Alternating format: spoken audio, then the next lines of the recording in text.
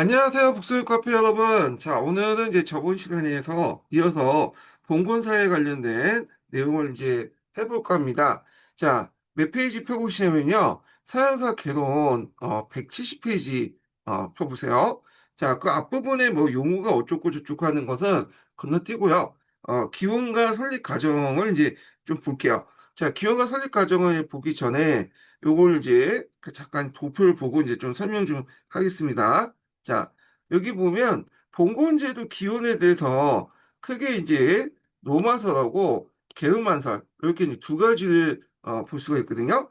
자, 그래서 이제 여러분도 알다시피 이제 뭐 종사제도가 있고 은대제도가 있고 이런 것들이 이제 각각 뭐 주종관계 장원제도에 연결된다 이렇게 이제 있는데 교과서적인 얘기고요. 서계에서 이제 내용 기준을 좀 보면요. 자, 일단은 주종관계 기원이 됐던 최근 기원이 됐던 것은 두 가지죠. 하나가 클레인테이지라는 거야. 클레인테이지. 클레인테이지는 주로 이제 보호자와 피보호자의 관계가 관련된 내용인데 예전에 한번 얘기했을 거예요. 고대 로마 시대 때 이런 그 관련돼서 성립됐던 거고 이때 이제 대표적인 그 예물로서 예전에 마리우스가 나왔죠. 예. 그리고 그 다음에 또 하나가 이제 종사제라고 해서 요건 게르만족 요소죠. 예. 그래서 이제 게르만들이 이제 농업생산이 낮다 보니까 약탈 경제에 많이 의존하는데 그때 약탈 집단을 형성할 때 이 종사제를 형성했고 그때 우두머리를 이제 뭐냐면 에게 절대적인 충성을 하는 그런 제도가 이 종사제다 이렇게 보시면 돼요. 그래서 이 주종관계의 크리에이티지와 종사제 두 개의 요소를 이제 보면 될 것 같고요. 자, 거기에서 이제 눈여겨볼 게 뭐냐면 그 크리에이티지 관련된 내용이거든요. 요거 좀 기억을 해두시고요. 그 예전에 로마 관련된 나올 때 시험 문제 나왔죠. 마리우스 예문 나와서요. 그 다음에 봉투와 관련된 내용은 두 가지 측면이 있어요. 이거는 이제 장원제도와 관련된 내용인데요. 하나가 이제 앞에 설명한 은대지 제도가 있어요. 예. 그 은대지 제도는 여기다 게르만족 요소라고 적혀 있는데 원래 그 출발은 로마에서 출발했다고 했죠. 근데 이걸 이제 카우스 마을테 때 확장됐다 이렇게 보시면 되겠습니다. 자, 그래서 이렇게 있고 자, 그 다음에 이제 또 하나가 뭐냐면 그 프레카리움이라는 제도가 있어요. 프레카리움. 이건 로마적 요소인 것 같은데 이건 뭐냐면 이제 소유권 대신에 용인권이라는 개념을 이제 했다. 요 내용인데 자, 요 내용은 이제 있는데 이 서양사 강의에 있는데요. 한번 읽어보겠습니다. 예, 여기 서양사 개론에도 있지만 서양사 강의 내용부터 읽어볼게요. 어차피 나중에 읽으니까요. 수도원과 수도원과 주교교회와 같은 종교기관들은 왕실을 비롯한 지배층부터 강대한 토지를 기증했을 뿐만 아니라 일반 대중부터 영웅구제라는 그 종교적 명분 또는 직접적인 어떤 직간접적으로 압력을 통해서 재산을 기부하였다. 자, 기부자는 사실상 기증받은 그 기관의 예송이 되었고, 그다음에 기증된 도시는 프레카리움이라고 하는 이름 제도 아래 기부자가 흔히 일생 동안 경작하다가 그 교회 기간으로 완전히 소용이 되었다. 이런 의미냐? 자, 그때 이 기부자가 갖는 건 뭐냐? 소유권을 넘겨주는 대신에 용인권을 얻는 거죠. 네. 그래가지고 이제 이런 것들을 좀 기억을 해두시면 되겠습니다. 네. 자, 그래서 이 프레카리움 제도가 이제 중세 장원지의 어떤 기원이 됐다. 로마적 요소에서. 그래서 클렌티지, 뭐 종사제, 프레카리움, 근대지에도 그 용어 관련된 내용도 파악을 해주시고요. 자, 그 다음에 이제 봉건제 같은 경우에는 이것도 예전에 시험 문제 나왔는데 언제 성립됐냐? 이거는 이제 중세 초기 때부터 성립된 건 아니고 9세기 때 성립됐어요. 9세기 때. 그래서 그 당시 외부부터 침입해 들어오고 프랑코 왕국이 분열돼 있을 때 그때 이제 심었고 심었는 사람들이 힘이 있는 사람들과 밑에 들어가면서 성립된 것이 요 뭐냐면 봉건제도고요. 9세기 때 성립돼서 그 당시 이제 그 10세기 말경에 이제 뭐냐면 서프랑크 중심으로 해갖고 뭐냐면 전국적으로 이제 뭐냐면 확대됐고 그리고 14세기, 15세기 때 해체됐다. 그래서 성립 시기하고 이런 것들은 좀 예전에 기출문제 나왔기 때문에 파악을 해 두시고요. 그다음에 봉건제도가 이제 그 뭐냐면 그 해체된 과정에서 우리가 이제 그 고전 장원에서 순수 장원제가 나오게 되거든요. 요 부분은 나중에 다시 좀 얘기를 해 보겠습니다. 그래서 9세기부터 성립돼서 10세기 말에서 11세기 때 정착된 후 13세기, 14세기, 15세기 때 해체됐다. 요 성립 시기 좀 기억을 해 두시면 되겠습니다. 자, 그러면 내용을 이제 좀 볼게요.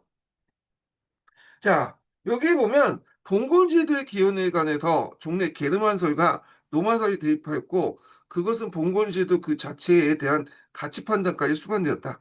그러나 이 봉건제도의 기원을 게르만과 로마 그 어느 한쪽에서 구하려는 태도는 편견 외에 아무것도 아니며 봉건제도를 구성하는 여러 요소들의 기원은 민족이동 전에 게르만사회나 로마사회 다 같이 찾아볼 수 있다. 이를테면 주종제도는 한 측면이 개인적 보호관계는 이미 노마사에서 이제 나타났죠. 그래서 노마사의 보호자와 피보호자의 관계인 클레인테이지에서 볼 수 있다. 자, 요거는 이제 그 앞에 제가 이제 읽었으니까 거기 한번 찾아서 보시고, 자, 이보다 더 주종제도와 유사한 것은 게르만사의 종사제다.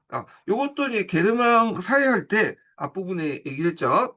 자, 여기까지 주종 관련된 내용이고요. 그 다음에 이제 뭐냐면 그 자원제도 관련된 내용이 그 두 번째 단락부터 나와요. 봉투한 중요한 속성인 토지의 불완전 소유, 즉 완전한 소유가 아니라 지대를 비롯한 일정한 의무 수행을 이제 줬거나 토지 용인권에 갖는 사례는 이미 이제 로마사의 프랭카리움에서 볼 수 있죠.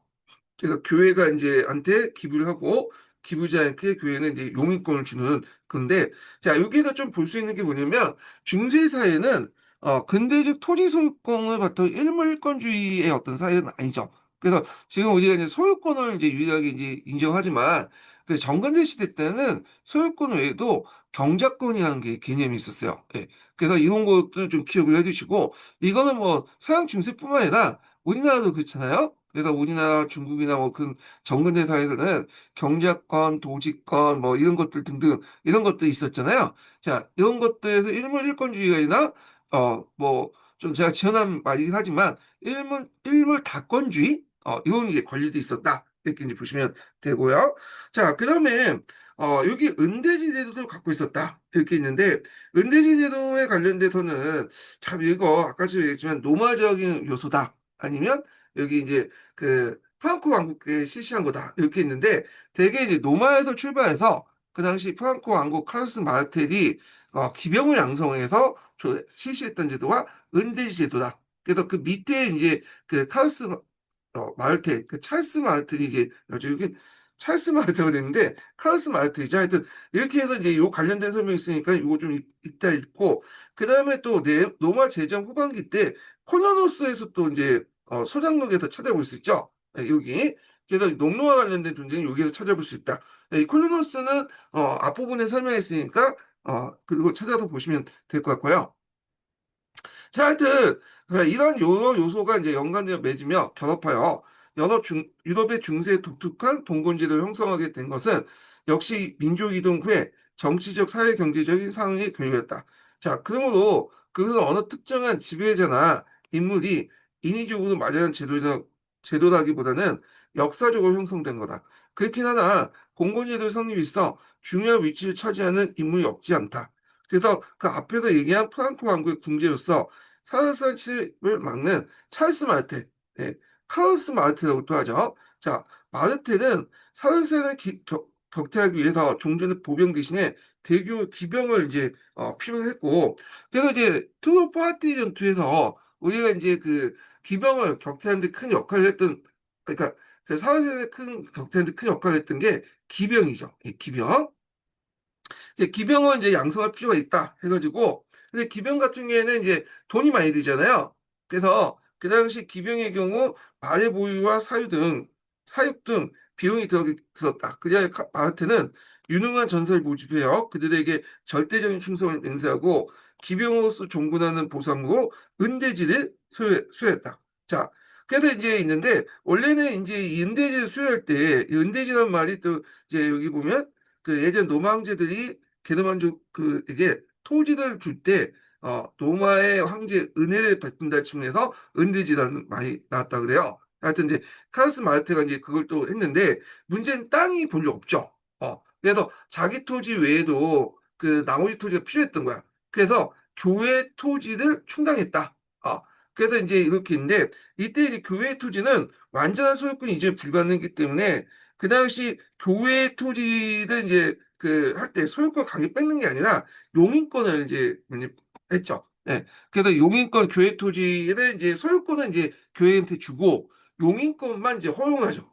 그래서 교회 토지를 이제 소유권 갖고 그다음에 용인권만 이제 그 기사들에게 주는 방식으로 했는데 그러면 이걸 요상의 전사가 사망하면 그 토지는 당연히 소유권 갖고 있는 교회에게 들어가 있는데 근데 이제 또 이걸 뭐냐면 그 기사의 아들한테 또 이렇게 넘겨주잖아요. 예. 그러면서 이제 어떻게 되냐면 이런 관계가 계속되면서 그 나중에는 원래는 기사가 용의권만 갖고 있었는데 나중에 이제 소유권화되는 그런 현상들이 일어났다. 이렇게 이제 보시면 되겠습니다. 예. 그래서 이런 것들이 이제 중세 시대 때 봉토의 기원이 되었다. 이렇게 이제 보시면 될 것 같고요. 자, 그 다음에 이제 또 확실히 마르테 조치는 봉건제를 성립해서 획기적인 중요성을 갖고 있으나 봉건제도 완성된 거는 셰르만의 제국이 무너지고 노르마의 침입 그리고 사르의 공격 마자르 침입이 이제 격심한 9세기 때라고 보시면 돼요. 그래서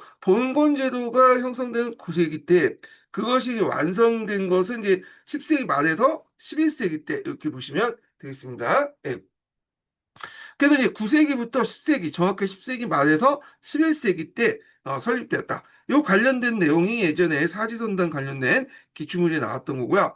자, 그 역사적 상황은 극도의 혼란과 무정부 상태, 그러한 가운데 국가의 무력화, 국가의 무력화라는 건 이제 그 국가가 제대로 기능을 못한다는 거죠. 그리고 그 과정에서 국가가 가지고 있는 이제 국가 공권 해체, 그러니까 징세권, 재판권 등등이 해체되면서 이게 누구한테 넘어가냐면 그 당시에 이제 그 지역에 이제 힘을 갖고 있는 지방 영주들에게 넘어가게 되죠. 예. 그러면서 이제 지방 내지 작은 영역 단위로 방어의 필요성 등이다 이렇게 있고요.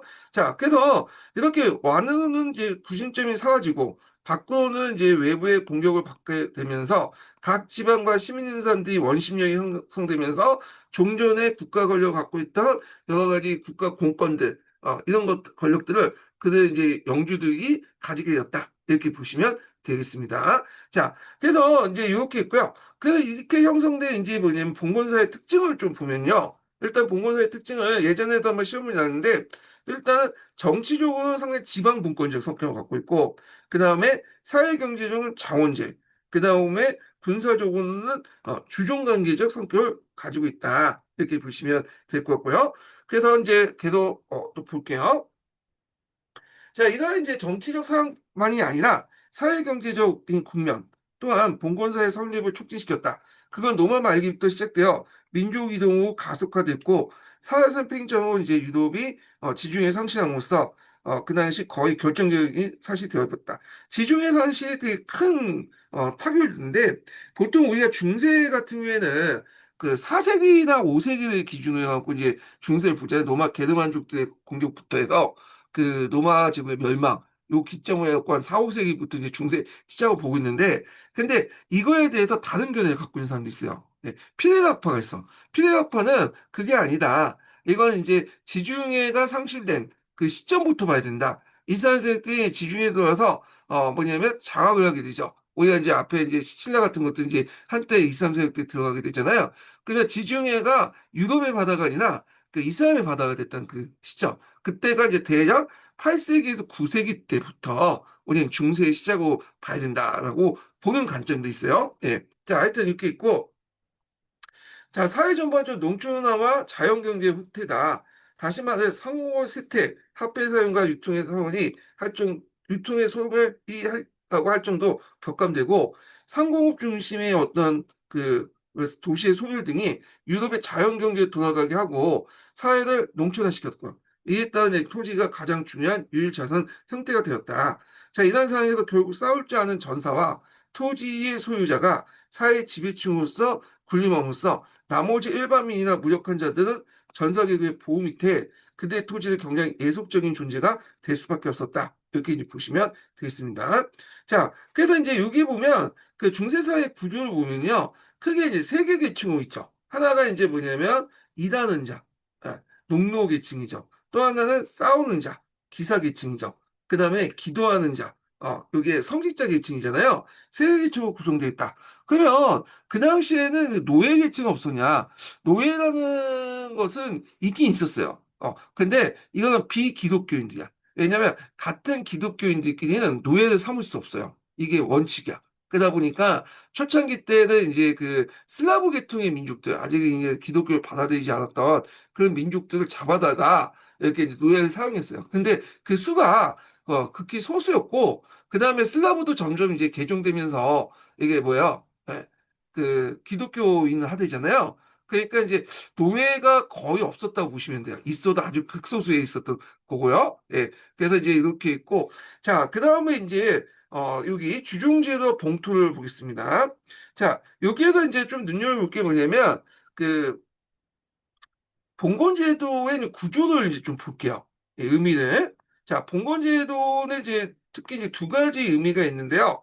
하나가 뭐냐면 주종관계가 있고, 또 여기 보면 쭉 있고, 장원제도가 있죠. 장원제도. 예. 그래서 주종제도는 주로 지배 예속 관계가 아니라 상호적인 계약 관계예요. 예. 상호적 계약 관계. 그래서 상부 구조를 뭐냐면 뜻하죠. 그래서 지배층 간의 상호적 계약 관계가 형성된 거다. 영주와 영주, 왕과 영주들의 관계고요. 그래서 이제 예전에 한번 시험 문제 나왔죠. 예. 그래서 그 봉건제도의 특징을 물어본 적 있잖아요. 그래서 중국의 봉건제도, 주나라 때 봉건제도, 서양의 봉건제도, 일본의 봉건제도. 예. 그래서 주나라 때 봉건제도는 여러분도 알다시피 종법을 매기던 현원적 봉건제도고, 요거는 이제 서양 같은 경우 쌍무적 뭐냐면 봉건제도. 그 다음에 또 하나가 이제 그 일본의 에도 막부 때 중앙집권식 봉건제도. 뭐 이렇게 이제 볼 수가 있겠죠. 그래서 쌍무적 계약 관계였고 이게 다 봉건적 계약을 통해서 형성이 되는 거죠. 그래서 상호 간의 의무를 이제 부여하죠. 엄숙한 의식을 통해서 이제 확인하고 자, 이 엄숙한 의식을 통해서 확인하는 내용이 예전에 시험 문제 나왔죠.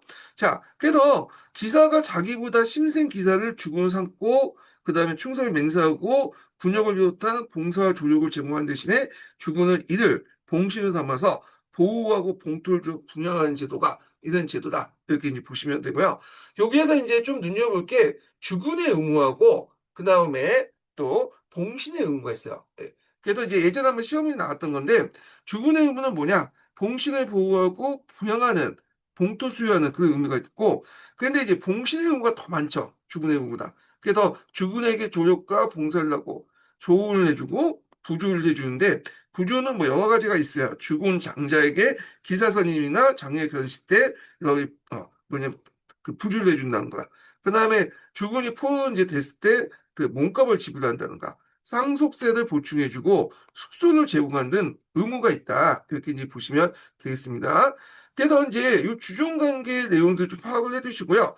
그래서 이 주종관계에서 이제 제일 정점이 됐던 것은 황제, 국왕, 교황이죠. 네. 그래서 얘네들이 이제 정점이 됐어요. 네. 그리고 그 밑에 대제후가 있고 그 밑에 또 중소제후가 있고 이렇게 기사가 있고 또 중세시대 때 또 특징 하나가 뭐냐면 교회가 토지를 가지고 있죠. 예, 교회가.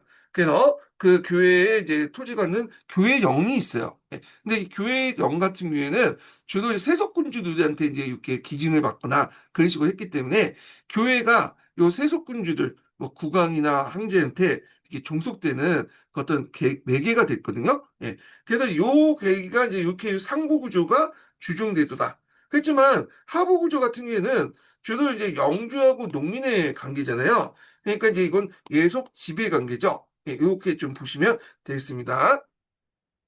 자, 그러면 관련된 내용을 한번 보겠습니다. 자, 여기 주종제도와 이제 봉투와 관련된 내용을 읽어볼게요.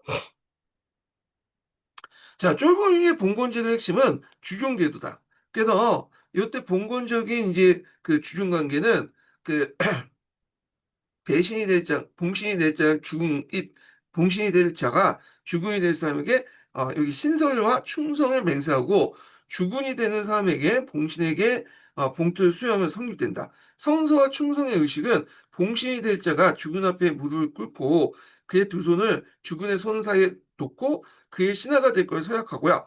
이어 성경이나 성서 유물에 대한 충성이나 봉투에 관련된 모든 의무를 수행을 맹세한다라는 거죠. 네. 그래서 그 중국에서도 이 맹세라는 게 있거든요. 맹세. 그래서 이제 서주 시대부터 춘추 시대까지 하늘에 맹세를 하고 이렇게 이제 어떤 이제 그 서로 간의 관계를 규정짓는 그런 것도 있는데 서양도 비슷한 게 있어요. 예. 자, 하여튼 이 의식은 의례적인 키스에 끝나는 경우가 있으나 봉투의 상징으로 한 줌의 잼을 한 줌의 흙을 봉신에게 수여하는 경우가 많다.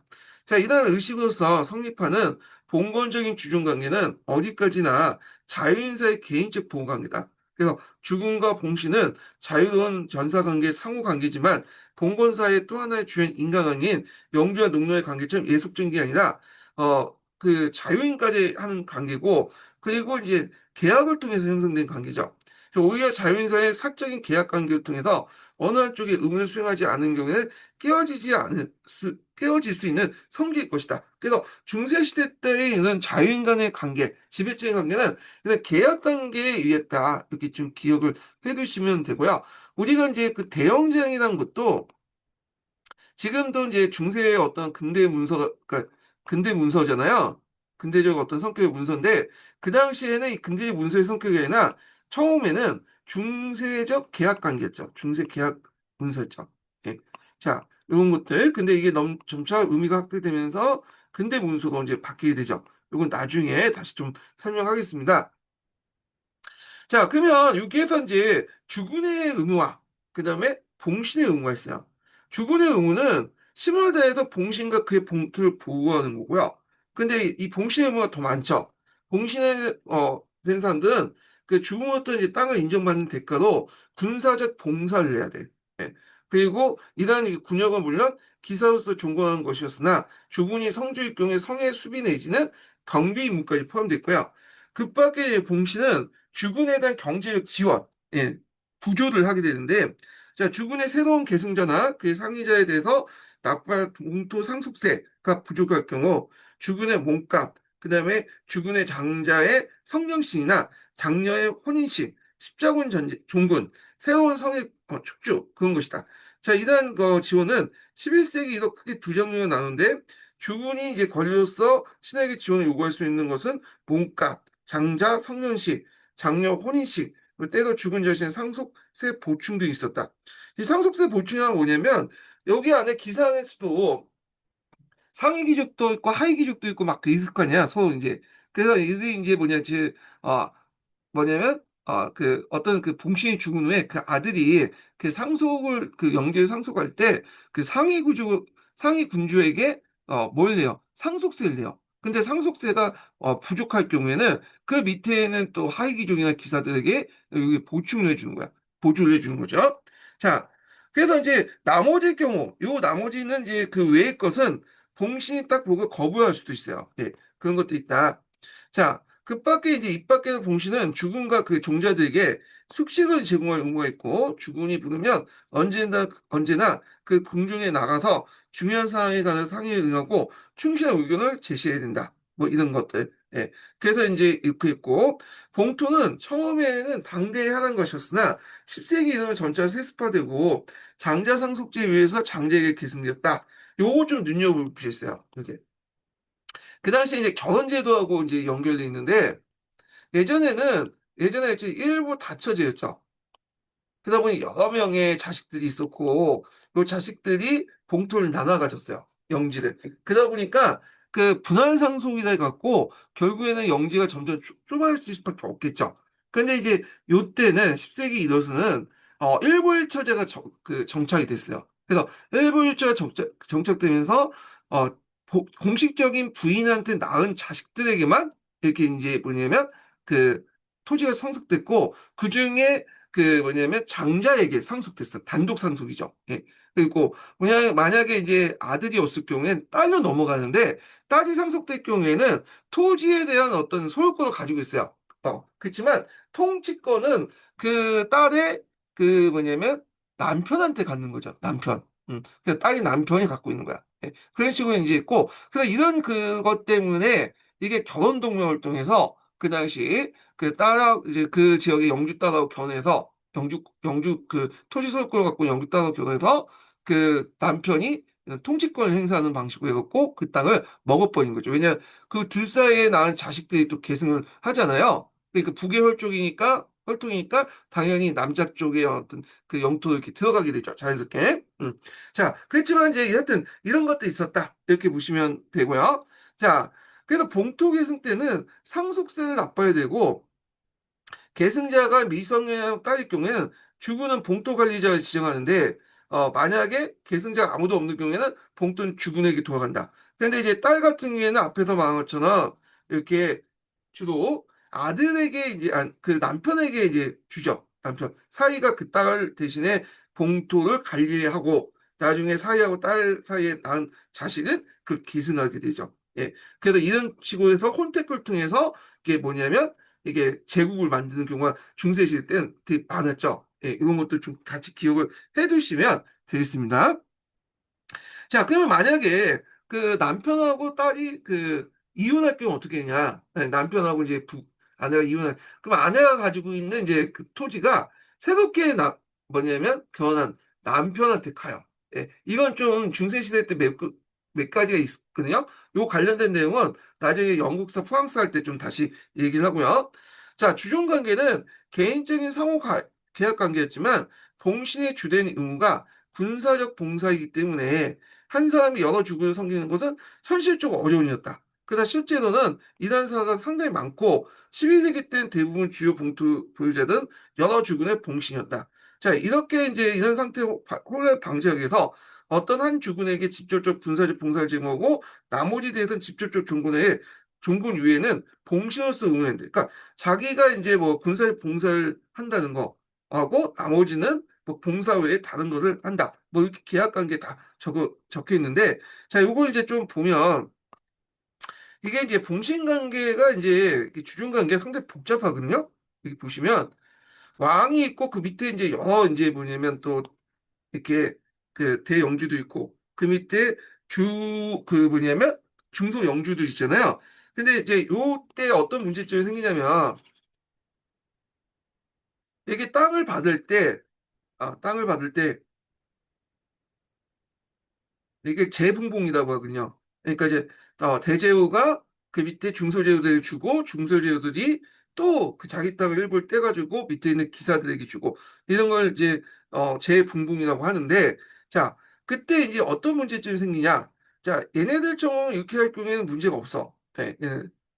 근데 이제 얘네들은 단독이잖아요. 근데 지휘 같은 인물들이 있어요. 예. A로부터 또 받고 B로부터 받고 C로부터 받아. 그러면 이제 이들 경우 어떤 문제점이 생기냐면 A와 B가 싸웠어요. 그러면 군사적인 어떤 봉사를 해야 될 거냐. 그러면 이때 누구한테 할 것이냐. 그런 문제가 생기는 거죠. 그래서 이제 이런 문제를 해결하기 위해서 계약을 할 때, 봉건적 계약을 할 때 1순위와 2순위를 정해요. 그래서 일단 A한테 1순위고 B가 2순위라면 일단 A한테 그 군사적 조언을 봉사를 하고 B는 안 해주죠. 그리고 나머지만 이제 봉사의 보완을 제한 나머지를 하는 거. 이런 식으로 이제 하게 되는 거죠. 그리고 D하고 C를 싸울 때는 얘가 2순위고 얘가 3순위다. 그러면 얘한테 하는 거죠. 예. 그런 식으로 계약의 이런 관계를 다 명시를 하는 거야. 예. 그래서 한 명의 영주가 다른 그 상위 영주부터 여러 땅을 빌려가지고 재분봉을 봐가지고 자신의 어떤 이제 뭐냐면 그 땅을 영지를 유지하는 경우에 이런 문제들이 생겼다. 이렇게 이제 보시면 되겠습니다. 자, 그래서 이제 요 관계를 좀 기억을 해두시고요. 자, 그 다음에 이제 봉건적 그 계층제와 이제 정치 구조를 보겠습니다.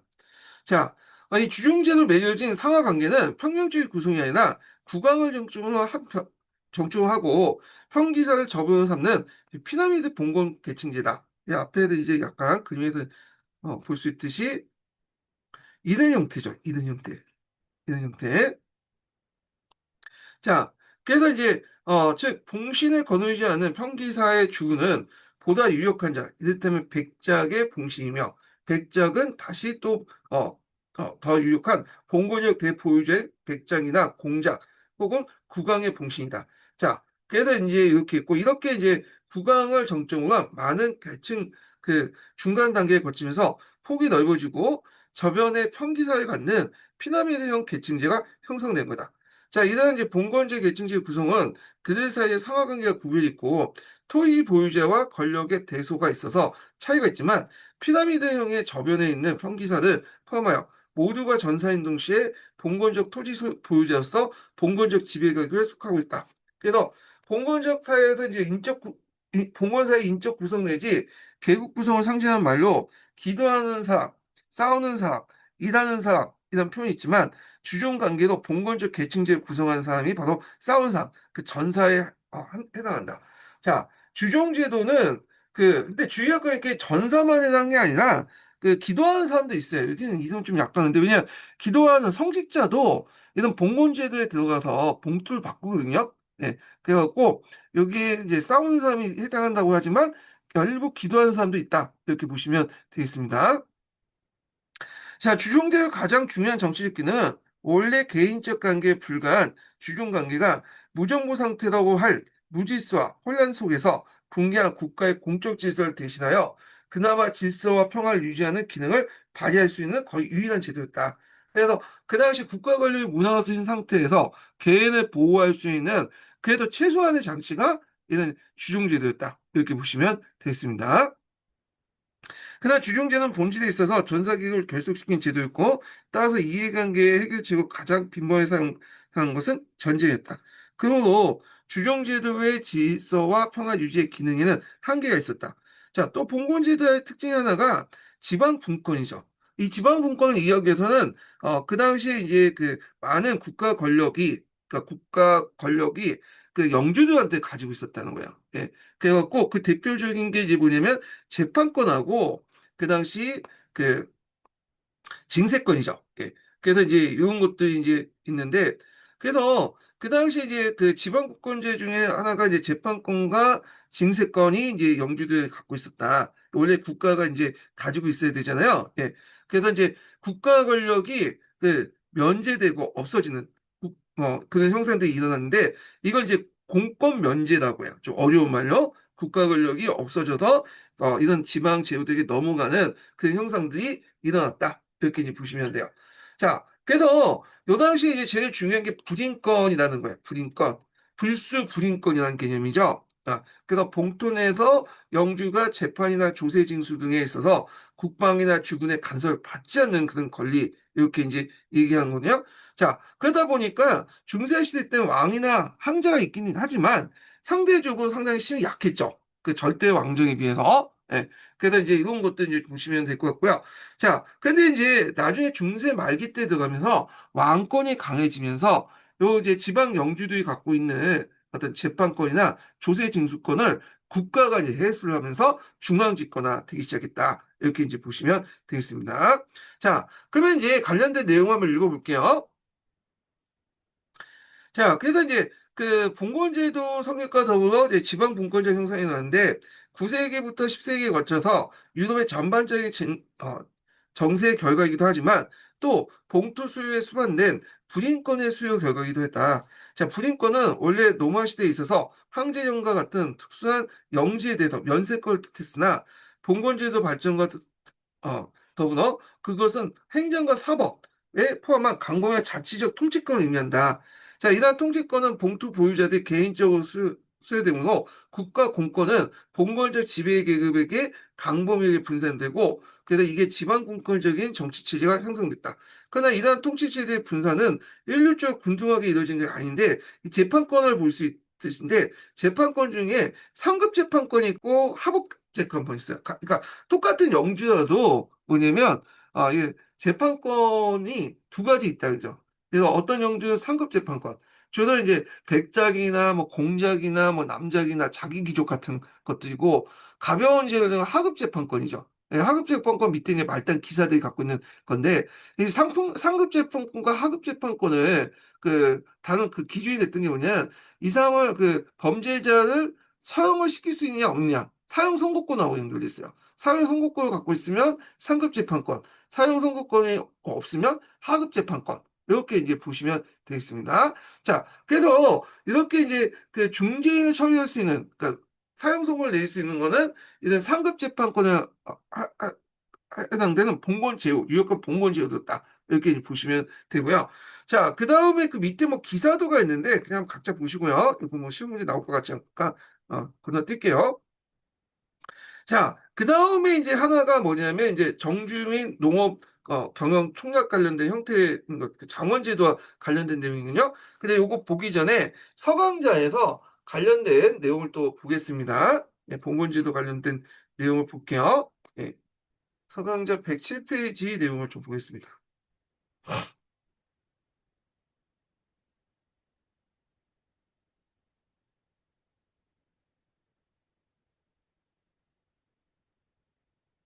자, 봉건제도 보면 여기 자, 게르만의 대이동부터 이슬람, 바이킹, 그리고 마자르족이 유럽을 이어했던 10세기 이르까지 유럽 외세 침략 혼란과 무질서가 지속되었다.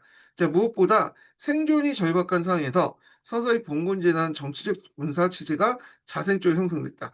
자, 이 체제는 무력을 장악한 주군이 토지는 물론 사회 전반에 지배했으며 그에게 군사적 봉사를 제공하는 가신 혹은 봉신에게 봉사의 대가 봉투를 제공했다.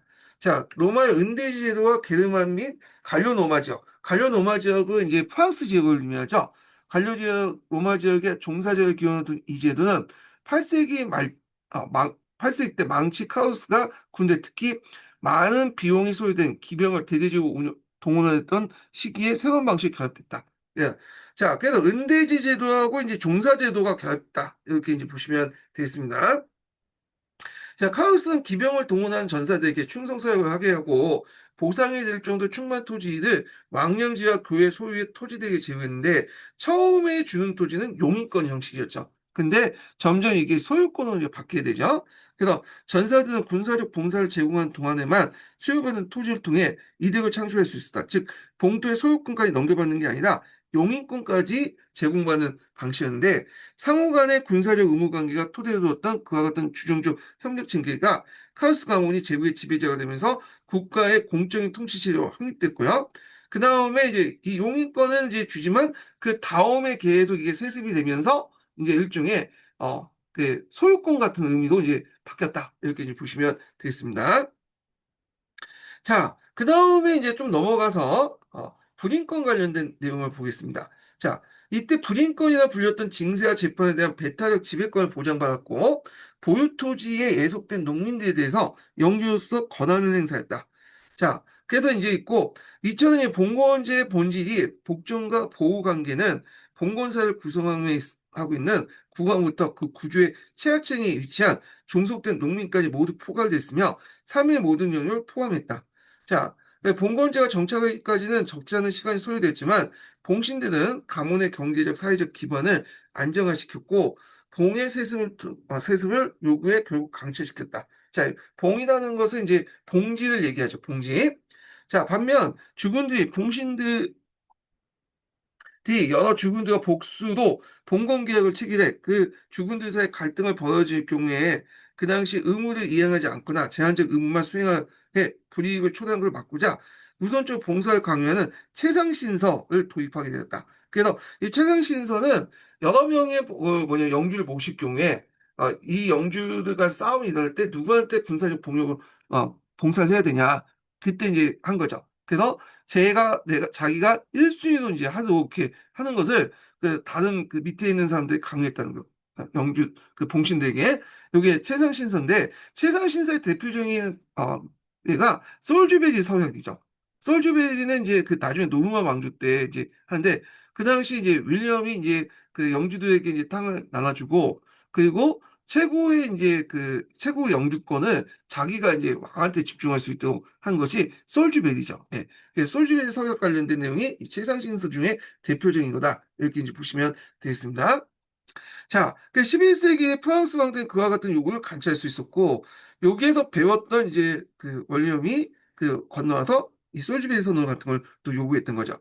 봉건 제도는 필요에 있어서 자생적으로 출연했기 때문에 지역마다 상이한 모습을 지녔지만, 모습을 지녔고 주군이나 봉신의 봉건적 의미가 권리를 상회했다. 그래서 우리가 봉건제도라는 그것을 하나의 뭐냐면 그 색깔로 볼 수 없다는 거죠. 되게 다양한 모습을 띠고 있는데 우리가 이제 교과서에서 있는 그 봉건제도라는 거는 일종의 프랑스를 기준으로 해요. 프랑스가 전형적인 봉건 제도를 채택했던 나라잖아요. 그래서 프랑스의 봉건 제도를 일종의 이념형으로 어, 내세워갖고 한 거다. 이렇게 이제 보시면 될 것 같고요. 자, 그래서 이제 이 내용들 좀 기억을 해두시고 그 외에도 뭐 영국 같은 경우에는 봉건 제도가 중앙집권적 봉건 제도 하잖아요. 그래서 프랑스의 봉건 제도 좀 다르죠. 그렇지만 이제 교과서라든지 개론서에 있는 거는 되게 프랑스를 이제 모델로 한 그런 제도다. 이렇게 보시면 되겠습니다. 자, 그래서 이제 카로lin거 가문이 쇠약해지고 이어지는 왕가들이 강력한 권력을 행사하지 못한 사이에 그 지방에 자리 잡은 봉건 세력들이 강화되는 경향을 띄었다. 이렇게 이제 보시면 되겠고요. 자, 그 다음에 이제 넘어가서 서양사 개론 부분을 이제 보겠습니다. 자, 서양사 개론에서는 이제 그 장원제도 관련된 내용이 있죠. 네. 거기 보면 이제 뭐 그 여러 가지 이제 그 정주 형태가 있는데, 자, 그래서 이제 요는데 이 정주 형태는 그냥 넘어갈게요. 이거 예전에 했겠는데 주로 뭐 그렇게 뭐 중요한 건 아닌 것 같아. 그래서 넘어가고 장원의 구조부터 이제 보겠습니다. 네. 장원의 구조인데 여기 장원의 구조를 보기 전에 제가 이제 여기 심화규제에서 그 먼저 보고 나서 이걸 좀 설명을 해볼게요. 자, 중세 장원의 구조를 보면 한 개 하나 한 개다가 그 장원이 자급자족적인 총각 공동체예요. 원래 장원이 뭐 중세가 딱 시작해서 시작된 건 아니고 나중에 이제 여러 이제 총각들이 하나는 모아가지고 이제 장원이 형성이 됐군요. 예, 그래서 이제 장원이 형성하는 과정이 그 앞부분에 설명하고 있는데 요거는 뭐 시험 문제 나올 것 같지 않아서 그냥 건너뛰는 식으로 이제 할게요. 자, 그래서 이때 이제 장원의 구조를 보는데 중심부에 뭐가 있냐? 여기 영주관 및 각종 시설이 있어. 영주 성이 있죠. 여기. 그래서 이제 요 영주의 성은 영주가 거처하기도 하고 영주의 대리인이 이제 거처하는 곳이에요. 그래서 만약에 전쟁이 나면 이제 농민들이 여기 와가지고 여기 이제 뭐냐면 피신하는 그런 역할을 했죠. 그 다음에 이제 경작지를 보면 크게 이제 그 뭐냐면 영주 직영지 보유지, 농민 보유지는 이제 망스라고 하는데 이렇게 나눠져 있고요. 그래서 노동지대를 할 때, 그러니까 고정자원제에서는 이 농민 보유지는 그 뭐냐면 농민들 경작권을 갖고 있고 평상시에 일을 하고 그 다음에 지대는 어떤 식으로 납부하냐면 영주 직영지에 가서 한 2, 3일 동안 일을 하는 방식으로 이렇게 하죠. 고정자원제 형태에서는. 근데 순수자원제에 넘어가면서 이 영주 직영지가 해체되고 농민 보유지가 되죠. 그리고 농민들이 지대를 내는 거예요. 노육지대가 아니라 그냥 생산물 지대나 그 다음에 화폐지대 같은 걸 낸다. 이렇게 보시면 되겠습니다. 자, 경작 방식은 처음에는 2포제였죠. 그다가 3포제가 바뀌어요. 그러니까 처음부터 이제 2포제는 아니고 원래는 이제 그 하전식 그 농법을 하죠. 그래서 한 곳에 정착하지 않고 계속 이동하면서 이제 농법을 했던 건데, 자, 그러면 이게 총락이 형성이 되지 않잖아요. 자원이 형성되지 않죠, 그러면. 예. 그러니까 이제 교회라든지 지배층 입장일 때는 상당히 불편한 거예요, 그게. 교회 입장은 뭐 예대를 해갖고 이제 기도를 시키고 이제 개종을 시켜야 되는데 이동을 하면 안 되잖아. 그러니까 이제 한 곳에 정착할 필요 있고, 그 다음에 영주 입장일 때도 이제 농민들이 계속 이동을 하면 좀 불편하잖아요. 한 곳에 딱 정착해야지 징수를 할 수 있죠. 그러면서 이제, 뭐냐면 장원이 만들어지기 시작해요. 9세기, 11세기 때. 자, 그래서 이제 딱 정착을 하고 나서 이때 이제 하전식 농법 제도는 이제 좀 없어지고 이포제가 등장해. 이포제. 이포제라는 건 반을 이제 나눠가지고 이렇게 하나는 후경지도, 하나는 이제 농지도 이용했죠. 돌아가면서 지역을 하면 또 버리고 여기에서 농지에서 이제 이렇게 후경지도 남고 나머지는 또 농지를 만들고 그러다가 삼포제가 등장해요. 삼포제. 삼포제가 등장한 거는 11세기 이후인데 원래 삼포제 같은 경우에는 예전부터 있었어요. 로마 시대부터 있었던 건데 중세 시대 때 초기 때는 까먹었어. 그러다가 다시 부활한 거죠. 자, 2포제보다 이 3포제가 훨씬 더 효율적이다. 이렇게 이제 보시면 될 것 같고요. 그래서 3포제 운영 방식하고 2포제 운영 방식 관련된 내용은 여기 이제 있는데, 이 포제는 일종의 작물 돌려짓기 방식으로 이제 했고요. 여기 있고, 3포제가 이제 상당히 중요하죠. 그래서 경작지는 3분의 1을 후한지로 하고, 그 다음에 3분의 1을 가오의 파종에서 초여름에 수확할 수 있는 곡물 심는 추경지로, 3분의 1은 늦은 봄에 파종해서 8, 9월에 수확을 할 수 있는 토지, 충경지로 이제 하락했다. 이렇게 보시면 돼요. 그래서 후경지, 추경지, 충경지, 이렇게 이제 내용이 있다는 걸 좀 기억을 해 두시면 되겠습니다. 자, 그래서 이제 이렇게 있고요. 자, 그 다음에 이제 넘어가서 혼재지제라는 게 있는데, 이 혼재지제는 지금은 이제 그런 개념이 없죠. 근데 중세시대 때는 그런 게 있었어요. 중세시 왜 혼재지제가 형성됐냐면, 자세한 내용은 554번에 있거든요. 요걸 이제 좀, 하면, 대개 보면 이제 중세시대 때는 뭘 강조했냐면, 그 총각 간에, 총각 민간에 이 균등을 강조해서 예, 같이 어울려 살다 보니까 양극화가 일어난 걸 이제 방지를 하려고 했거든요. 원래 이제 총각민들, 그러니까 이제 농노들은 얘들은 예속민이죠. 이거 자기 소유권이 없어요. 토지를 이제 소유권이 없고 다만 경작권, 용의권만 있어. 그런데 이제 서로 평등한 가운데, 농노끼리 평등한 가운데서 어떤 사람은 그 자기가 가지고 있는 그 보유지가 상당히 이제 비옥도가 높은 토지가 많고 어떤 사람들은 비옥도가 낮은 토지가 많으면 이 촌락 내에 이제 불화합이 생길 거 아니에요. 그러면 촌락을 계속 유지할 수 없죠. 그러니까 이제 이게 땅을 분배받을 때도 어떤 식으로 분배받냐면 이렇게 이제 예를 들어 갖고 이런 식으로 분배받죠. 그래서 그 비옥도에 따라서 A, B, C 이렇게 3등급을 나눈다고 하고 요걸 짧게 이렇게 짜자. 예. 한 사람이 이제 좋은 토지를 못 갖게 이 지조라고 해서 상당히 쪼개져 토지를. 이 지조는 되게 어떤 그 정도 크게 되냐면 그 뭐냐면 소가 여기에서 갈아가지고 이쪽으로 돌아가는 요 정도의 크기의 지조에 1지조가 되는 거야. 예. 그래서 어떤 사람이 독점하지 못하게 어떤 사람은 이제 한 사람은 이제 여기 토지 비옥도가 있는 사람한테 주고 또 요 토지도 여기 똑같은 사람 주고 이렇게 한 거야. 그러니까 A, B, C의 이제 토지 등급에 따라서 이렇게 나누고 지조를 쪼갠 다음에 각각 사람들에게 그 뭐냐면 A, B, C 등급에 맞는 지조를 이렇게 주는 방식이죠. 잘라서 경작권을. 그러다 보니까 이렇게 주다 보니까 경작권이 어떤 냐면 분산돼 있죠. 분산돼 있어. 네. 자, 그러다 보니까 이제 이런 형식으로 한 것이 혼재지제다. 그래서 토지 비옥도에 따라 세 등급을 나눈 다음에 그걸 지조도 자르고 그 지조를 이제 자르고 나서 가까이 한 사람이 A, B, C 등의 그 토지 그 비옥도에 따라서 하나씩 한두 개씩 지조를 갖는 방식으로 이렇게 하기 때문에 이렇게 토지의 경작권이 분산된 방식이었다. 자, 이런 것들이 후에도 계속 영향력을 발휘해요. 그래서 나중에 뭐 경작권이 소유권화 되고 그렇지만 이런 식으로 쪼개진 그 토지들을 있기 때문에 한 곳으로 이제 모이지 않은 토지가 이제 분산된 그런 것도 있었거든요. 그래서 이런 문제를 해결하기 위해서 나중에 얘기지만 제2차 인크루즈 운동 때 그 당시 했던 그 주요 내용이 뭐냐면 분산된 토지를 하나로 합쳐놓는 거죠. 그래야지 이제 농업을 할 때 상당히 편하잖아요. 예, 강작 경우도 가능하고. 자, 이런 혼재지제 같은 그런 것도 있었다. 자, 그 다음에 그 당시에는 또 농업 생산량이 되게 낮았기 때문에 개별 경쟁이 안 됐어요.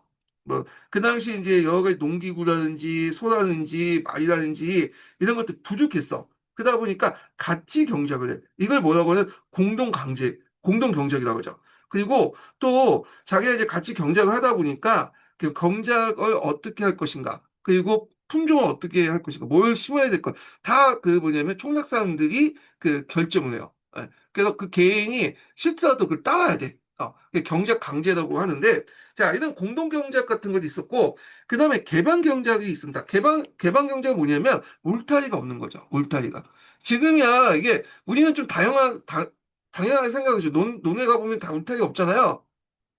근데 근대 때 되면 인크루즈 운동에 등장하면서 울타리 치기 시작해요. 근데 그 사람들 입장일 때는 울타리 없이 그 뭐냐면 토지를 경작하는 게 상당히 뭐냐면 신기했나 봐. 그래서 이걸 따로 개방 경작이라는 이름을 이제 붙였다. 이렇게 보시면 될 거고요. 자, 그 다음에 이제 이런 내용도 있고, 그래서 이제 소농경을 바탕으로 토지의 경영과 이용은 정통적 간습에 따라서 이제 했다. 간습에 어긋나는 것은 싫어했다. 그러다 보니까 이 농촌 사회가 장원이 상당히 정적인 사회였어요. 그래서 나중에 근대화 되면서 먼저 깨야 할 게 뭐냐? 그는 이제 위에 있는 이제 주종제도도 깨야 되겠지만 장원제 같은 이 정적인 어떤 그런 사회 있죠. 이것도 깰 필요가 있어. 그래서 어떤 변화를 싫어해. 항상 그 고정되고 예전부터 내려왔던 걸 계속 이제 답습하고 하는 것들이 동천사의 특징이었다. 이렇게 이제 보시면 되고요. 자, 그 다음에 농민 보유지들이 있는데 이게 보유지라고 하는 건 뭐냐면 소유권이라는 의미가 아니에요. 요거는 주로 이제 경작권이야. 매매를 할 수 없어요. 농민들은 한 곳에 정착되면서 그 한 영주에게 예속되면서 거기에서 이제 경작만 할 수 있는 경작권이 있어. 예. 그래갖고 이 경작 그 농민 모유지 방스는 기본적으로 소가족제로 운영되고 있다. 그래서 한 세대 농민 가족이 독립적으로 농업 생산을 활동을 할 수 있는 기본 단위 조직인 토지다. 이렇게 보시면 될 것 같고요. 그래서 이제 망스의 종류에 대해서 그 서양사 강의에서는 자세히 설명은 자유인 망소, 해방노예 망스, 노예 망스 이렇게 있는데 이게 이제 자유인 망스하고 해방노예 망스는 이게 노마 말기 때부터 이제 형성됐던 거거든요. 근데 중세 초기 때는 통합돼서 그냥 농노 이렇게 보시면 돼. 그리고 노예 망소인데 초창기 때는 노예라는 존재가 있었어요. 중세 시대에 이 소수의 노예가 있었거든요. 근데 주로 이제 슬라브족들이 노예였는데 시간이 지나면서 이제 이 슬라브족도 이제 기독교가 되면서 이게 노예들이 없어지게 돼요. 그래서 노예들이 없어지면서 이들도 이제 일종의 농노가 돼버린 거죠. 예. 그러면 그 자유인들의 개념이 없냐? 자유인들도 있었죠. 위에 있는 이제 뭐냐면 귀족 계급들, 그 다음에 기사들, 이런 사람들은 자유인의 개념이야. 자유인에 속했던 사람이고, 그 다음에 이들 아니어도 자유인의 일부 있었긴 했어요. 근데 뭐냐면 그 내용이 그 수가 그렇게 높지가 않았어요. 예, 이렇게 이제 보시면 되겠습니다. 자, 그래서 이제 요 내용도 있고요. 그 다음에 이제 다시 이제 서양사 개론 한번 읽어보겠습니다. 자, 경작지는 그 성격상 영주 직영지야, 농민 보유지도 두 범주로 나눈다. 그러니까 농민 보유지는 이제 망스해가지고 농노가 경작권을 갖고 있는 거고, 그 다음에 이에 대해서 이제 영주 직영지에서 2, 3일 동안 노동지대를 이제 내는 고정자원지라고 했다. 이렇게 보시면 되겠습니다. 자, 그래서 두 범주로 나눠지며 영주 직영지가 농민들에게 제공하는 부역에 의하여 경작된다는 점에서 장원제도 가장 중요한 특징이 있다. 장원의 농민들은 입 밖에 가옥이나 성벽의 수익을 비롯하여 여러 가지 짐스러운 일을 노동력을 제공했으며 가장 중요한 건 역시 영주 직영지에 의한 노동력을 제공한 거다. 자, 요걸 좀 이해하기 위해서는 이제 좀 정리할 필요 있는데 원래 영주의 그 뭐냐면 직영지에 가서 일을 하는 방식, 이 노동지대 형성이잖아요. 요게 이제 9세기부터 11세기 때 형성된 거죠. 예. 그리고 이제 현물지대 넘어가는데 현물지대는 이제 11세기, 13세기 때 넘어가는데 시장 경제가 발달되면서 이제 그 시장에 갖다 버리는 헌물이 필요하죠. 생산물. 그러다 보니까 이제 이 헌물을 이제 뭐냐면 대신 받는 대신에 이제 자기 보유지를 나눠주는 방식으로 했고, 자, 그 다음에 화폐지대 같은 경우에는 이제 그 화폐가 널리 보급되면서 헌물지대가 아니라 이제 화폐지대로 받는 거야. 예. 그래서 이 헌물지대와 화폐지대 이 장원제를 순수한 경제적 좀 순수 장원제다. 그러니까 예전에 노동지대는 좀 경제 외적인 관계가 좀 강했는데 순수 자본주의 더불어서 경제 외적 관계는 계속 남아 있어요. 예. 근데 상대적으로 노동지대보다는 경제 외적 관계가 좀 약해지고 경제적 관계가 좀 부각됐기 때문에 상대적인 거예요. 그것도 순수 자본주의다. 이렇게 보시면 되겠습니다. 예. 그래서 경제 외적인 지배 예속 관계에서 그 경제적 관계도 이제 바뀌었다. 물론 그렇다고 해서 완전하게 바뀐 건 아니에요. 예. 상대적으로 바뀌었다는 거예요. 상대적으로. 예. 이런 이제 지대의 납부 방식에 따라서 고정자본제와 순수자본제를 나눠지고요. 그 다음에 이제 그 외에도 농민들은 지대만 납부하는 게 아니라 여러 가지 기타 부역도 하고 이렇게 있는데 기타 부역 같은 거 보면 농민들이 이제 생산물을 영주의 거주지 운반하는 것도 있고, 영주의 뗄나무 작업, 건축과 건물의 수립, 영주 저택 경비, 영주 저택과 농경지 울타리 작업도 해야 되고, 농민 부인들은 직조 및 재봉 작업, 밀가루 재분, 양조 작업 이런 것도 해야 돼요. 그 다음에 현물 납부가 있어요. 현물 납부인데 이게 현물 지대하고 좀 비슷하다고 이제 보시면 되는데 달라요. 이거 지대는 땅을 빌린 대가로 납부하는 거고 이거는 땅을 빌린 대가로 납부하는 게 아니라 그 외의 걸 더 납부하는 거예요. 예, 이게 현물납부인데 우리식으로 따지면 공납물 이렇게 이제 보시면 되겠습니다. 공납물. 그래서 지대의 일부로서 닭과 계란, 작물들을 이제 직물을 납부한다. 그러니까 여기 지대를 내고 그 외에도 더 내는 거야. 이렇게 보시면 돼요. 현물납. 그래서 이걸 뭐라고 얘기하냐면 나중에 생산물 지대라고 해요. 생산물 지대. 요거하고 헷갈릴 수 있는데 이 헌물지대는 내가 이제 뭐냐면 그 가가지고 땅을 빌린 데 거로 낸 거고 그 다음에 이건 현물지대라고 하고 플러스 알파로 더 추가로 이제 뭐냐면 닭과 계란, 직물을 납부하는 원래는 이제 이걸 경계 외적인 관계죠. 왜냐면 납부할 필요 없죠. 이거 지대 납부했으면 끝나는 건데 플러스 알파 경계 외적인 관계에서 생산물 지대를 납부한다 이렇게 보시면 되고 이 생산물 지대라는 것이 좀 기억할 게 뭐냐면 프랑스에도 계속 남게 돼요. 나중에 이제 봉건제도 장군제도 해체되고 나서 이런 생산물 지대 같은 봉건적인 어떤 유산들이 계속 남게 됐다. 이거 나중에 좀 얘기를 하고요. 자, 그래서 이런 식의 이제 기타 부역을 이제 뭐냐면 하게 되고요. 그 다음에 여기에도 좀 눈여볼 게 이제 생산물 지대라는 것을 이제 의미를 좀 보면 고존자본제에서 이제 생산물 지대는 노동지대 한 분류수를 헌물납부야. 아까 집에 뭐 여러 가지 갖다 봤죠.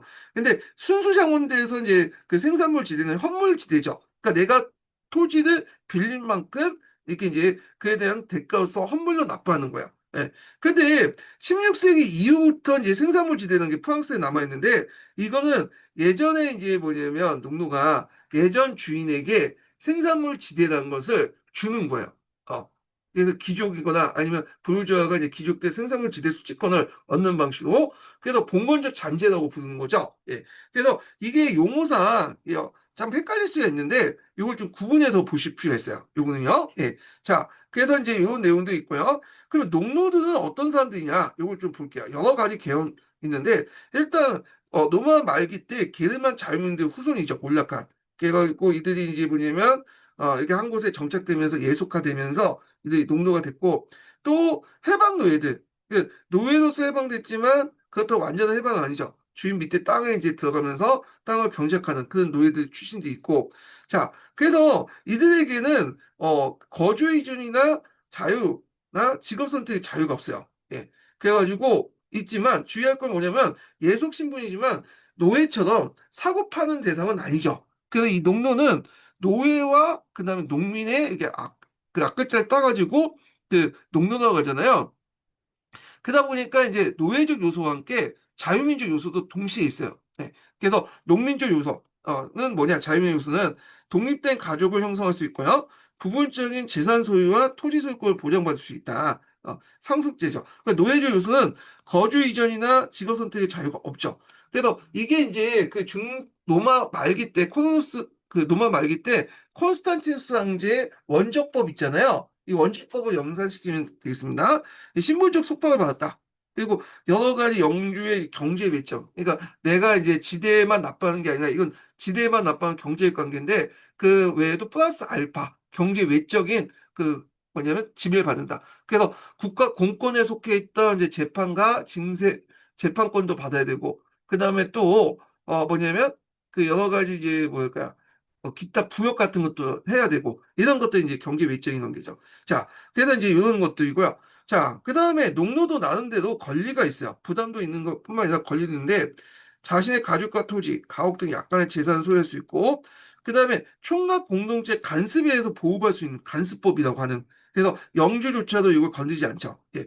그래서 있고 생산성 측면 올 때는 고대 노예보다는 좀 높죠. 왜냐하면 나름대로 지대 납부하고 나머지 부분은 자기가 가질 수 있으니까 그 나름대로 자율적으로 노동도 하고 그 다음에 농업 기술도 상당히 빨리 습득하려고 했죠. 근데 노예는 이래나 저러나 다 주인거니까 이게 일을 안 하려고 하죠 당연히. 그다음에 그 감독 관리 비용이 되게 많이 들어가요. 이 노예 같은 경우에는. 예. 그래서 이제 뭐 새로운 생산력 나 생산 기술 같은 것도 배우려고 하지 않고 예.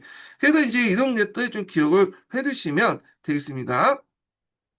자, 그러면 이때 공동체적 권한이 뭐가 있냐? 공동체적 권한은 여러 가지가 있는데, 그때 이제 이 공동체적 권한은 이제 장원 안에서 이제 모든 사람이 누릴 수 있는 권한이 있어요. 그 낙수권, 수학이 끝나면 떨어진 이삭을 줄 수 있는 권리가 있고, 방목권, 그래서 그 마을 공유지에서 가축을 방목할 수 있는 권리가 있고, 그 다음에 촌락의 목장이나 목축지의 공동 이용권, 그 다음에 산림이나 이런 주변 산림에서 벌목이나 숲을 부어서 땔감을 마련하는 거. 그 다음에 소택지에서 고기를 잡거나 니탄. 니탄은 이제 일종의 이제 뭐냐면 석탄하고 이제 약간 이제 비슷한 건데 이게 이제 그 지층에 있었던 이제 석탄과 비슷한 그런 것도 있어요. 그 닉탄을 가지고 이제 여러 가지 땔감도 사용하기도 하고 북한에서는 그걸 뭐냐 잘라가지고 먹는다고 하더라고요. 어떻게 먹는지 모르겠는데 그 이런 게 있어 하여튼. 그 다음에 또 간수법으로 또 이제 보호를 받죠. 예.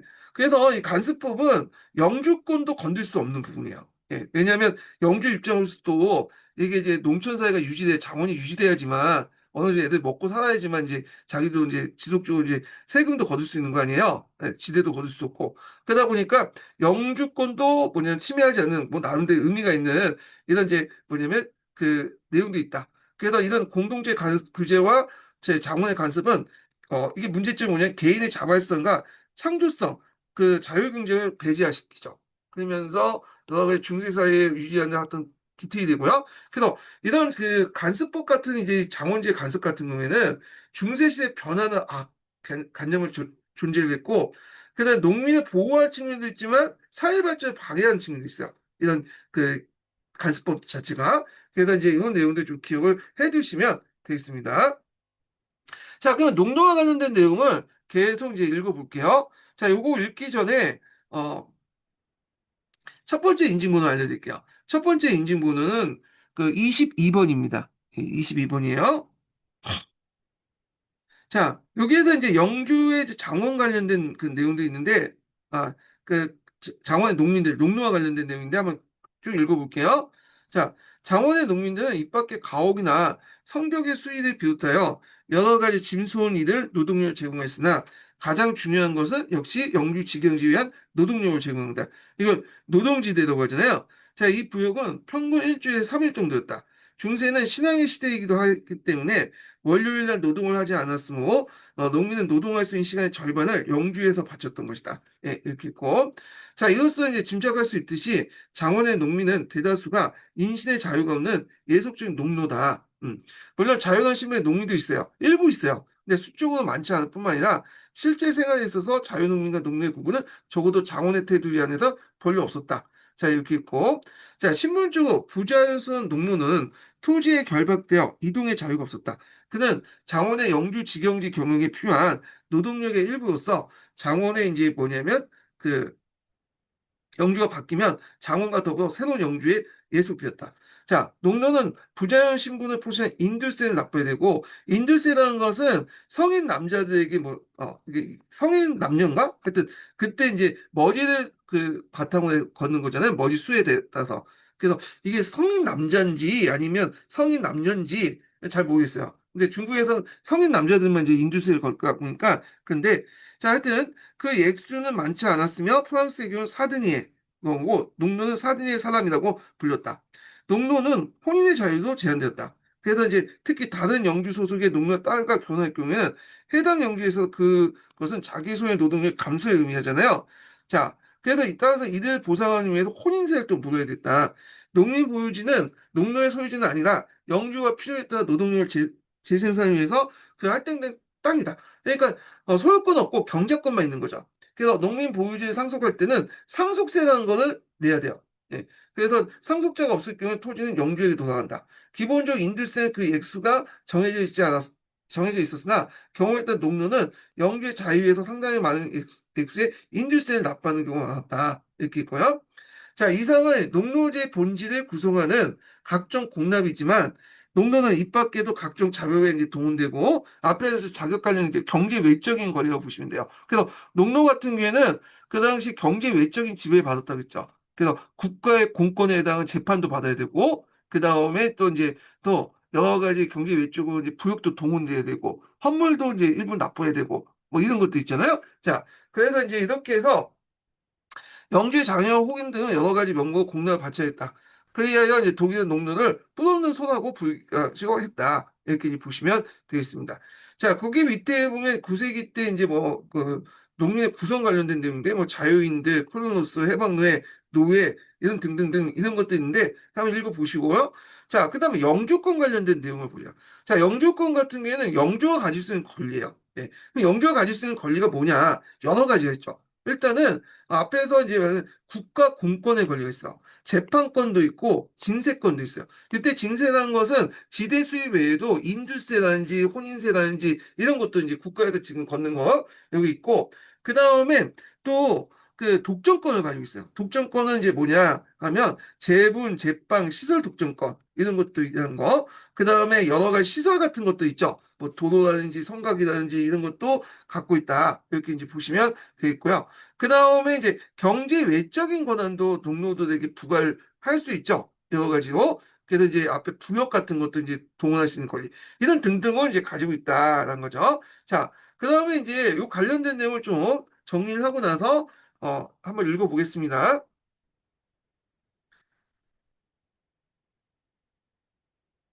자, 영주권의 성격은 경제적 요인에서 유도된 것이 아니라 경제 외적인 권리 및 권한에서 있다. 그러니까 토지 소유자로서 뭐냐면 지대를 받는 것이 게 아니라 플러스 알파 국가의 공권력을 이용하거나 가지고 있거나 아니면 여러 가지 이제 그 부역을 동원할 수 있거나 이런 것들을 얘기한 거죠. 예. 게다가 이거는 국가의 공권 해체와 분산의 근원을 했고 경제 외적 강제 설립에서 토지 농민들의 잉여 생업을 착취하는 구조를 가지고 있는데 자 앞에서 말한 것처럼 이런 이제 영주권의 내용이 뭐냐? 시설 독점 및 강제 독점 사용권이야. 그러니까 재분, 제빵, 포도 압축 등 일상생활에 필요한 불가분의 권리를 독점을 했다. 그러니까 주민들이 강제로 그걸 이용을 했고, 그 다음에 각종 시설들이 많아져. 도로나 교량, 항만, 또 시장 개설 및 시장 내 각종 시설들이 영향인데, 특히 이제 샹파뉴 제시 같은 경우에는 샹파뉴 백작이 자기 영지내에서 시장을 만들었잖아요. 그러니까 시장을 개선한다는 거는 그 영지의 그 영주의 권한이야. 그래서 시장을 개선해서 시장세를 받고 그런 것도 있죠. 그 다음에 영주 재판권, 징세권이 있어. 국가가 가지고 있는 권한을 자기가 행사하죠. 그래서 이걸 통해서 농노를 자기 밑으로 예속시키는 그런 것도 있고, 농노가 도망가면 추적권도 갖고 있어요. 농노가 이제 뭐 도시가 생기면 도시 도망가잖아요. 그래서 도시 도망가서 거기에 찾아낼 수 있는 권한이 있는데, 다만 이제 1년 1일이 지나면 366일이죠. 그 농노가 이제 여기에서 도망가서 366일 동안 있으면 이제는 영주가 잡아갈 수 없죠. 네, 도시 이런 것도 있고 사형권의 유무에 따라서 상급 및 하급 재판국을 분류할 수 있다. 네, 이런 내용들 좀 기억을 해두시면 되고요. 자, 그 다음에 그 외에도 경제적 권한들이 쭉 있죠. 토지세, 인두세, 상속세, 경연세, 토행세, 재판세 같은 여러 가지 이제 징세권이 있고, 그다음 이런 내용도 있고, 도시가 예전에는 영주 밑에 있었죠. 나중에 공원운동을 통해 도시가 이제 독립해됐지만 그 전까지는 이제 영주가 간세, 시장세, 그다음 상품세 같은 각종 세금을 징수했고 영지 내 강상개발권이나 화폐주조권도 가지고 있었다. 이렇게 이제 보시면 되겠습니다. 자, 그러면 서양사 개론에 있는 내용을 한번 또 보겠습니다.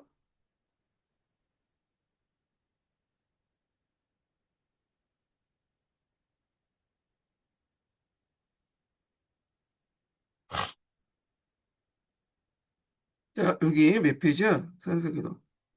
179페이지 볼게요. 자, 장원 영주는 강대한 영주권을 가지고 있었다. 그건 영주가 단순한 토지 소유라는 경제적 요인에 유래된 건 아니라 본질적 경제 외적 권리예요. 국가 권력이 무너지면서 거기에 이제 지방 세력들이 국가 권력을 일부 흡수하면서 이렇게 이제 영주권이라는 것들이 등장을 하게 되죠. 그래서 지대를 받는 것 외에도 여러 가지 이제 이런 경제 외적인 권리가 형성됐다. 이렇게 보시면 되겠습니다. 자, 평기사의 영주부터 100을 넘는 장원을 가진 대영주일까지 대소간에 있는 영주권을 갖고 있다. 자, 영주권의 구체적인 내용은 다양하다. 영주는 장원 내 제분, 제빵, 포도 압축 등 일상생활에 필요한 불가근의 그 가게의 시설 독점하고 장원 내 주민들 하여금 이를 강제로 사용할 수 있는 그 요금을 징수할 수 있는 권리가 있고요. 자, 이러한 시설 독점 및 강제 사용권은 도로, 교량, 향만의 부두시설, 그리고 나가서 시장 개설 내지 시장 내 각종 시설이 까지 미쳤다. 그러나 이 영주권에서 가장 핵심적인 것은 영주 재판권이었다. 자, 앞에서 지적한 것처럼 영주 재판권에는 상급과 하급으로 구분되는데 소형주라도 재판권 행사했으며 바로 이것이 영주 재판권이야말로 농노를 부자유한 신분으로 예속시키고 그들을 장원의 노동력으로 써 토지를 결박시킨 기본적인 권리다. 자, 이런 재판권은 당연하지만 도망간 농노를 쫓아갈 자벌 권리, 예, 이런 것들인데 이런 권리들은 이미 이제 노마 말기 때부터 등장을 했던 거죠. 예, 원조법 같은 것들이 이제 볼 수가 있고.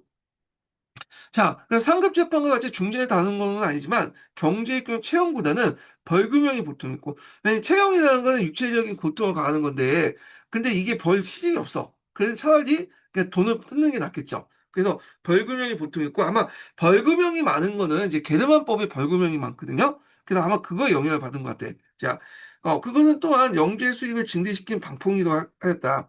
이 밖에도 일반적으로 대형주의 경우이지만 관세나 시장세, 상품세 등 각종 세금의 징수권과 영지 내 강상 개발권, 그리고 나가서 화폐 주주권 등 본질에서 국가 공권에 속하는 여러 가지 권한을 지방제국들이 영주권을 가지게 지방제국들이 영주권으로서 갖고 있었다.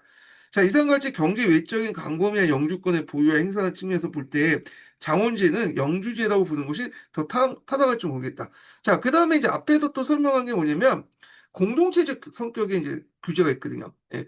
그래서 장원을 이제 보호하고 농노를 보호하는 그런 것도 있고, 그 다음에 또 농노들이 토지 생산이 낮다 보니까 이렇게 이제 같이 공동 경쟁을 하죠. 그럼 공동 경쟁을 하다 보니까 이게 자기 마음대로 농사를 지을 수 없고 공동체에 따라서 이 결정이 되잖아요. 품종이라든지 농업 경쟁 방식이 이런 것들이 있다. 이걸 경지 강제라고 하는데 그러면 한번 내용을 보겠습니다. 자, 장원제도 안에서 앞서 설명한 영주제적인 면과 성격을 달린 공동체적 규제의 권리가 있다. 자, 그래서 이 공동체적 규제는 이제 주로 농노에게 대상을 하겠죠. 구체적인 농업 경험에서 두드러지게 나타나며, 자, 그것은 기술상의 제약과도 밀접한 관련이 있다. 삼포제 농법과 개방경지, 그리고 혼재지 제도 아래서 농민은 물론 영주라도 독자적 개별적인 농업 경영이 불가능하다. 그러니까 정해져 있는 그 루틴대로만 할 수밖에 없다는 거죠. 자, 경작지에 심는 곡식의 종류, 파종이나 수확의 시기 등은 전체적으로 정해져 있으며, 이런 공동규제를 경지 강제라고 한다. 이렇게 보시면 되고요. 자, 농업 경영에 관한 이러한 공동체 규제보다 또 농민에게 더 중요한 건 공동체 권리가 있어요. 그래서 규제도 있지만 농민이 이제 농노가 나름대로 예전 간섭적으로 이어받은 그 계속 내려온 공동체 안에서 권리가 있는데 이게 뭐냐? 일단 수확이 끝나면 누구나 경작지에 떨어진 이삽을 줄 수 있는 낙수권이 있었고요. 그 다음에 가축을 방목할 수 있는 그 뭐냐면 방목권. 총락의 목장이나 목축지에 공동 이용할 수 있고 주변의 산림이나 벌목이나 숯을 구워서 땔감을 마련할 수 있으며 소택지의 고기잡이, 니탄은 석탄의 일종인데 그 포면에 있는 건데 이게 약간 그래 석탄과 그 밑에 일단 진흙인가 중간 사이에 있는 거야. 예, 저도 잘 모르겠지만 하여튼 예매한 게 있어. 그걸 이제 그 뭐냐 연료 사용하거나 또 일본이 북한 같으면 이거 먹는다고 하죠. 예, 국수도 해갖고. 자, 하여튼 이런 공동체 권리는 특히 가난한 농민들이 있어서 생활에 직결되는 소중한 권리들이다. 이렇게 있고요. 자, 그래서 이 공동체 규제나 권리는 그 기존 영주제보다 더 앞선 촌락 공동체에 있다고 생각하며 장원의 간섭으로서 영주권과 제약하는 힘이 있다. 그래서 영주 입장 올 때는 이걸 굳이 건들 필요 없죠. 왜냐면 영주가 뭐냐, 이걸 막 농노를 막 괴롭히고, 장원제 간섭을 무시할 경우엔 뭐 농노가 도망가 버리면 장원을 계속 유지할 수가 없잖아요. 예. 그러다 보니까 영주 입장 올 때도 이걸 최대한 건들지 않아요. 예. 그래서 있고. 자, 영주는 농노로부터 부역과 각종 공람을 마음대로 요구할 권리가 있었으나 장원의 간섭은 이를 억제한 힘을 가졌고 일단 정해져 있는 이 간섭하여 영주의 권으로서 그렇게 마음대로 간섭하여서 영주권으로서도 그렇게 마음대로 인상하거나 새로운 요구를 할 수 없었다.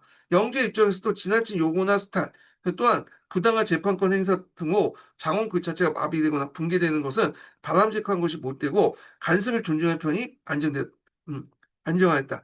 자, 이트 장원의 간섭은 힘이 매우 컸고 농노의 일상생활부터 토지 보유 그리고 장원 전체의 운영이 간섭에 규제되는 면이 강했다. 그러나 이제 문제점도 있죠. 예. 왜냐하면 이 공동체적 규제와 장원의 간섭은 원칙적 개인의 자발성이나 창조성 그리고 자유 경쟁을 배제한 거기 때문에 이 봉건사의 정적인 성격과 부합되죠. 그러므로 장원제가 붕괴되면서 동적인 근대사에 있어서 단순히 영주제뿐만 아니라 이런 공동체적인 간섭도 붕괴도 무시 못할 중요성을 지니고 있다라고 이제 보시면 되겠습니다. 자, 그래서 이렇게 해서 이제 쭉 한번 봤고요. 좀 쉬었다가 나중에 서양사 강좌에 있는 내용도 한번 좀 보겠습니다. 예.